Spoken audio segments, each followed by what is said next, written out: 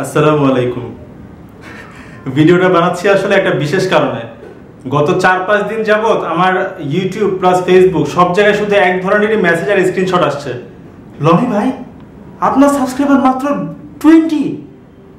Lonely ভাই, আপনার subscriber মাত্র 624। লনি ভাই, আপনার সাবস্ক্রাইবার দেখে ফেলছি 2 মিলিয়ন।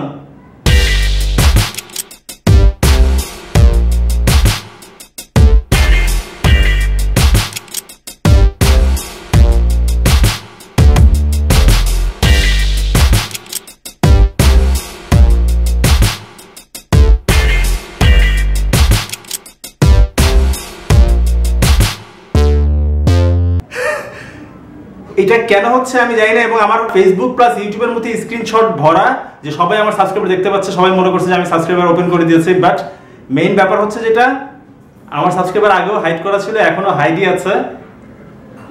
ইউটিউব কেন এরকম ভাবে এলোমেলো ভাবে সাবস্ক্রাইবারের নাম্বারটা শো করছে এটা আমি ঠিক বুঝতে পারছি না। হয়তো বা ইউটিউব নিজেই কনফিউজড হয়ে গেছে, অথবা ইউটিউবের মাথা খারাপ হয়ে গেছে।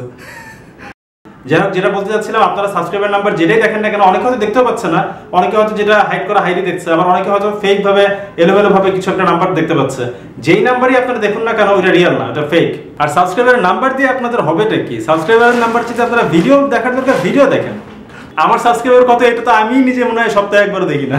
আমি জাস্ট ভিডিও বানানোর দরকার ভিডিও বানাই, মানুষ দেখে। আর আমার চ্যানেলের যে সাবস্ক্রাইবার, সে নিজে জানলেই হবে যে সে আমার সাবস্ক্রাইবার।